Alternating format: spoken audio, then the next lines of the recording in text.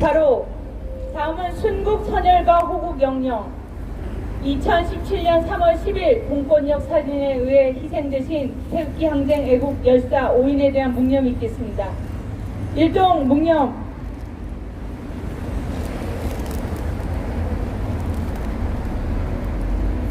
바로 모두 자리에 착석해 주십시오.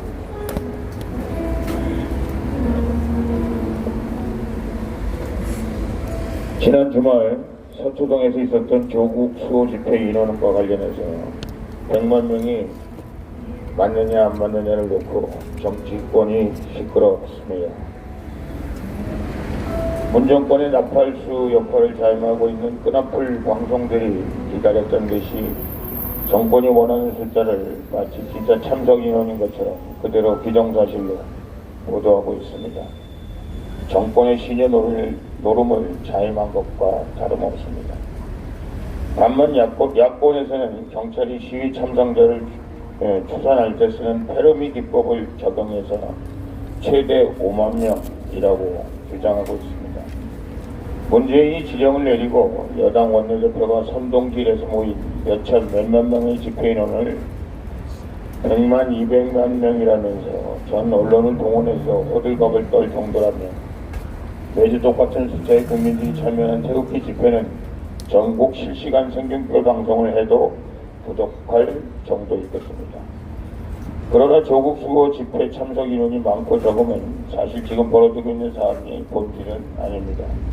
이번 사안의 본질은 첫째, 범법자 조국을 옹호하고 조국의 검찰 수사를 노골적으로 방해하는데 문재인이 직접 나섰다는 점입니다. 결국 이번 조국 게이트의 몸통은 조국이고 그 몸통의 뒷배는 문재인임을 자백한 것이나 마찬가지입니다. 즉 사법적 정의와 절차를 파괴하는 사법농단이자 국가 질서를 운영하는 국법 질서를 무너뜨리는 장본인이 문재인임을 실토할 것입니다. 둘째, 문재인은 검찰개혁을 요구하는 목소리가 높아지고 있다는 어거지를 부리면서 문팬과 같은 지지자들로 하여금 검찰에 대한 항의 시위에 나서라는 메시지를 내려보냈습니다. 이러한 상황은 문재인이 정치적 공지였던 노무현이 가장 존경하는 정치 지도자로 꼽는 모택동의 문화대혁명이 시작되는 상황과 유사하게 전개되고 있습니다. 분노와 공포감을 같이 느끼지 않을 수 없습니다. 1958년 모택동은 의욕적으로 시작했던 대약진 운동이 4,500만 명의 아사자를 내고 실패로 돌아가자 당내 비판과 책임을 회피하고 권력을 유지하기 위해 어린 중고등학생들로 이루어진 홍위병을 이용하여 문화대혁명을 시작하였습니다. 이때 모택동이 홍위병을 붙이기 위해서 나섰던 구호가 조빈 유리 반란에는 다 이유가 있다와 피구 입신 낡은 것은 타파하고 새로운 것을 세운다는 혁신개혁의 의미였습니다. 10년 동안 내란적 상황을 겪은 결과 유사호치는 지하 감방에서 죽었고 정사업행이 실각했으며 약 300만 명의 당원이 수청되었을 뿐만 아니라 경제는 피폐해지고 혼란과 부정부패가 만연하게 되었습니다. 피구 입신에 해당하는 검찰개혁을 내세우고 검찰개혁에 대한 국민의 목소리 낼 것을 선동하는 문재인이야말로 제2의 문화대혁명을 꿈꾸고 있는 것은 아닌지 의심스럽습니다. 나라가 온통 파괴와 선동, 비밀인내나는 사륙과 광란의 이미지로 연결되는 문혁의 피해 역사를 왜 2019년 대한민국 땅에서 되풀이해서 쓰려고 하는지 문재인 역시 역사의 감동임에 틀림이 없습니다. 이것은 모택동이 말한 천하대란이 천하대치에 이르는 길이라 하는 대란대치, 세상이 한바탕 큰 난리를 겪어야만 큰 정치를 할 수 있다고 대한민국의 극단적인 갈등과 분열로 나누는 정치공학적 전략에서 나온 것입니다. 문재인은 통합과 화합으로 대한민국을 하나로 뭉치게 하는 책무를 스스로 포기했습니다. 세 번째, 문제는 대통령으로서 헌법소의 책임이 있음에도 불구하고 헌법자 조국을 대한민국 법질서를 관장하는 법무부 장관에 임명함으로써 대한민국 대통령으로서 당연히 선법을 수여하고 실현하기 위한 모든 노력을 기울여야 하며 법을 준수하고 현행법에 반하는 행위를 해서는 안 됨에도 불구하고 이를 어겼습니다. 자유민주주의 헌정 질서의 기본적인 가치를 기반으로 대한민국은 헌법적 가치가 지배하는 나라, 헌정 질서에 의해 운영되는 나라가 분명합니다. 대통령이 헌법 66조 2항 국가의 독립, 영토의 보전, 국가의 대속성과 헌법을 소화할 책무가 있다는 규정 어겼을 경우 헌정 질서를 회복하고 정상적인 국가로 운영되도록 하는 것은 결국 국가의 주인이 국민이 나서는 것밖에 없습니다. 국민의 저항권을 발동해야 될 때입니다.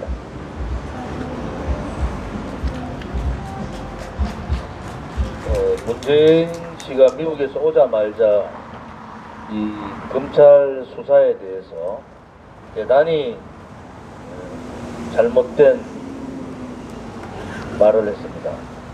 인권과 개혁을 얘기했는데, 첫째 인권 문제는 박근혜 대통령 탄핵 당시에 그 많은 인권 유린의 재판, 그 많은 거짓말들을 떠들었을 때도 문재인 씨는 거기에 앞장서서 박근혜 대통령에 대해서 비판했습니다.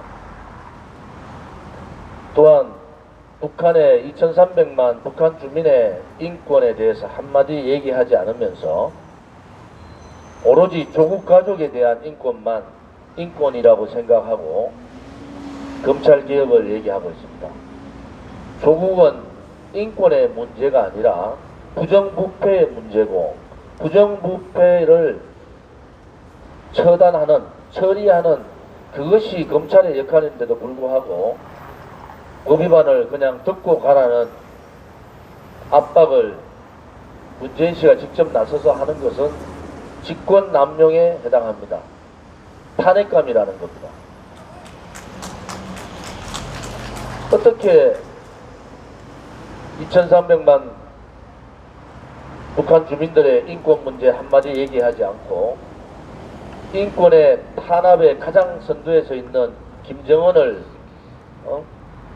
대변하고 있는 문재인 씨 입에서 또 북한 탈북자 모자가 굶어서 죽는, 아사에서 죽는 이 상황에 대한 한마디 없는 사람이 조국 가족을 살리기 위해서 조국 가족 살리기 인권 문제를 얘기하는 것은 언어도단이고 자격이 없는 사람입니다. 지금도 그들은 촛불혁명을 얘기하고 혁명정신을 얘기합니다. 과연 그들 입에서 혁명이라는 얘기가 할 수 있는 상황입니까? 나라의 안보 빗장 무너지고 열어주고 안보가 다 무너지고 경제가 거의 참사 수준에 가고 대한민국의 많은 우파 지도자들은 적폐청산이라는 말도 안 되는 법을 갖다 대고 인권 유리를 했지 않습니까?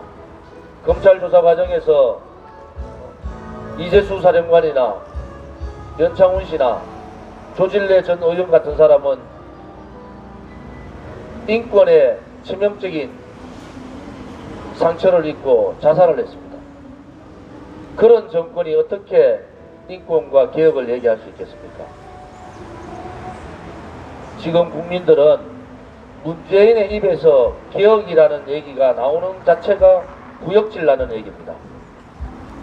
문재인 정권은 지금 개혁의 주도 세력이 아닙니다. 오히려 국민들이 문재인 정권을 개혁의 주도 세력이 아니라 대한민국 개혁의 걸림돌이다, 이렇게 보고 있는 겁니다. 전국에서 일어나고 있는 문재인에 대한 분노가 하늘을 찌르고 있는데도 자기 사람들 모아가지고 또 숫자 노름하고 있습니다. 그들이 촛불을 들고 숫자 노름하면은 우리는 10월 3일 날 태극기를 들고 그들을 제압해야 됩니다. 이제 애국 국민들이나 우리 당원 동기들께서는 10월 3일 집회에 모든 사활을 걸어야 돼요. 우파 국민들, 특히 박근혜 대통령의 탄핵이 부당하고 나라가 망해가는 이 나라를 살리겠다, 나라를 걱정하는 분들이 이제는 침묵에서 벗어나서 태극기를 들고 12시 반 서울역으로 다 오셔야 됩니다. 강력한 투쟁은 그전에도 그랬고 지금까지도 우리 공화당만이 하고 있는 겁니다. 저들한테 굴종하지 않고 저들한테 비굴하지 않았고 우리는 당당하게 2년 반을 문재인 정권하고 투쟁했습니다. 박근혜 대통령에 대한 인권 유린과 반개혁적 좌파 수구 꼴통 세력들을 대한민국에서 몰아내기 위해서는 정말로 국민들께서 국민 저항권을 발동해야 됩니다. 그 날이 바로 10월 3일입니다. 10월 3일 날 모든 국민들께서 태극기를 들고 서울역으로 오십시오. 서울역 집회를 하고 우리가 광화문으로 들어가겠습니다. 이 광화문 집회가 서초동 거짓 촛불보다 수십 배가 많은 국민이 모여야지 문재인 좌파 독재 정권이 다시 개혁이라는 얘기, 인권 얘기라는 하지 않을 겁니다. 또 지금 벌어지고 있는 조국 가족 사기단에 대한 법적 처벌도 당당하게 일어날 겁니다. 지금까지 역대 정권에서 이렇게 자기가 임명한 검찰총장을 압박하고 검찰을 압박하는 정권은 없었습니다. 이것이 바로 반개혁이라는 거예요. 우리 공화당은 기존 보수 정당의 틀을 깨고 개혁 정당으로 거듭나야 됩니다.